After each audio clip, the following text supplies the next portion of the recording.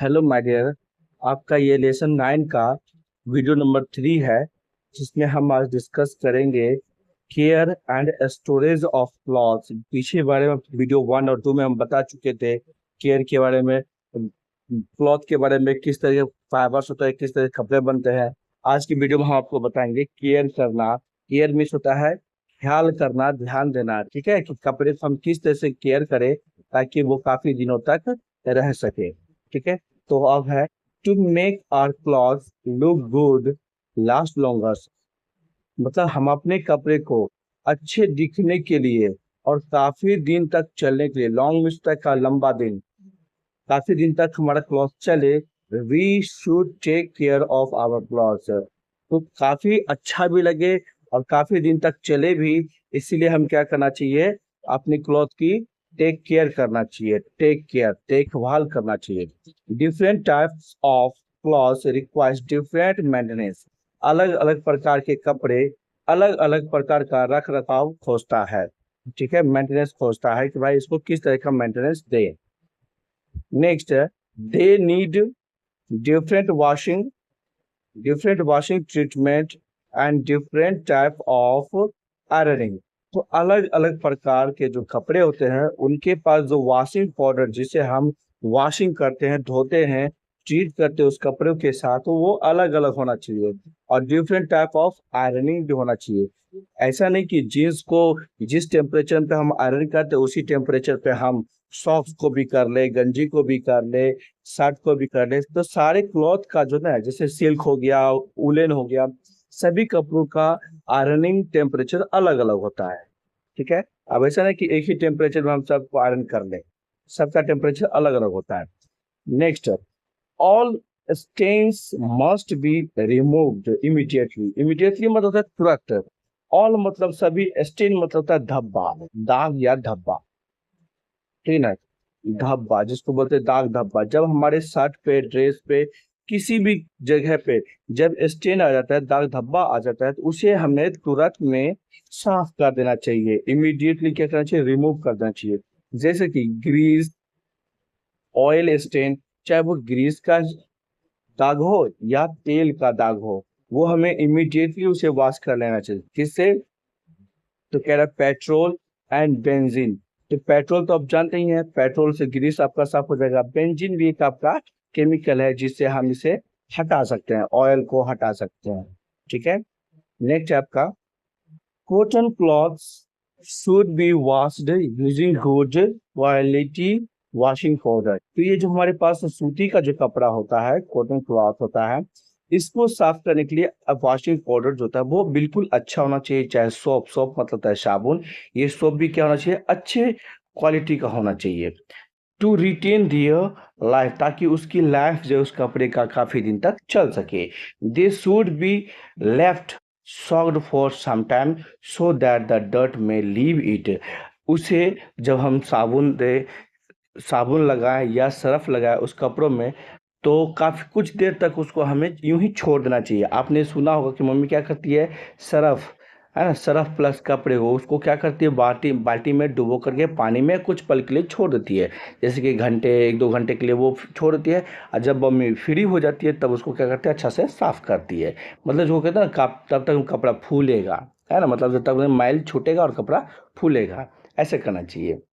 Next, cloth should B damped before ironing, otherwise they will not be properly ironed। अब ऐसा नहीं कि अब उठा के लाए, सूख गया उठा के लाओ तुरंत में उसको आयरनिंग कर दूं, नहीं, उसको कुछ पल, अब उठा के लाए सूख गया तो उसको कुछ पल के लिए डैम्प मतलब छोड़ देना चाहिए, घर पे जमा कर देना चाहिए। उसके बाद उसको आयरन करना चाहिए। ठीक है, आयरन करना चाहिए मतलब ठंडा थोड़ा हो जाए।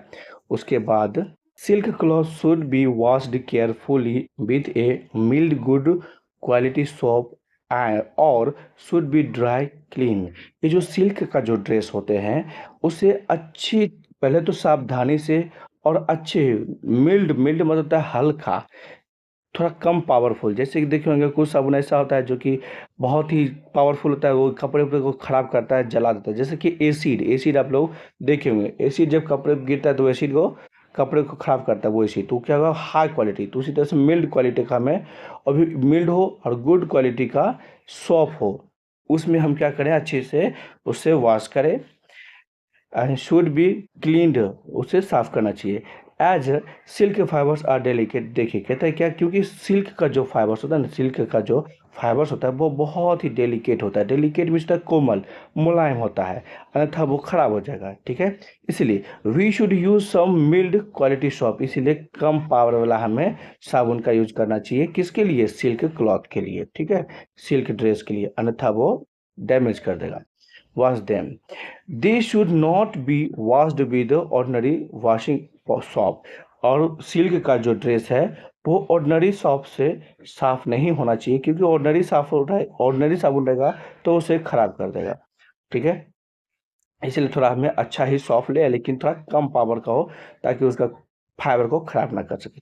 नेक्स्ट है, cloth should not be over dried in sun, और कपड़े को काफ़ी देर तक ओवर ड्राइड, जैसे कि अब आधे घंटे में कपड़ा सूख गया या 1 घंटा में सूख गया, उसको हटा लेना चाहिए।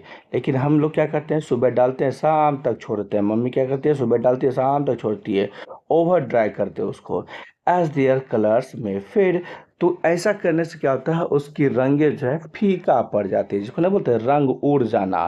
रंग उड़ जाना, रंग उड़ गया, तो ये होता है उसकी रंग जो है फेड, फेड मतलब होता है फीका हो जाना, उसका रंग उड़ जाना। ठीक, next, insects eat fabrics and spoiled it, insect क्या करते हैं, इस फाइबर को स्पॉइल मतलब खा जाता है और बस वो बर्बाद हो जाता है। The greatest damage to the cloth is caused by an insect, सबसे बड़ी खतरा जो होती है, कपड़ों का जो नुकसान होता है वो होता है इंसेक्ट बाइट से। कीड़ा जब उसे क्या करता है, काट लेता है। देखे होंगे कभी कभी क्या होता है, नया नया ड्रेस होता है, उसमें कीड़ा क्या करता है, छेद करता है, बस सबसे बड़ा डैमेज वही है। ठीक है, नेक्स्ट कहते हैं, the greatest damage to the cloth is caused by insect called silver fish, उसे हम कहते हैं silver fish. So we must take special care of our silk and woollen cloth, तो इस प्रकार का सिल्क क्लॉथ हो या वुलन क्लॉथ हो, इस पर ज़्यादा ध्यान देना चाहिए। ठीक है, नहीं तो क्या होगा, आपका क्लॉथ खराब हो जाएगा, स्पॉइल, बर्बाद हो जाएगा।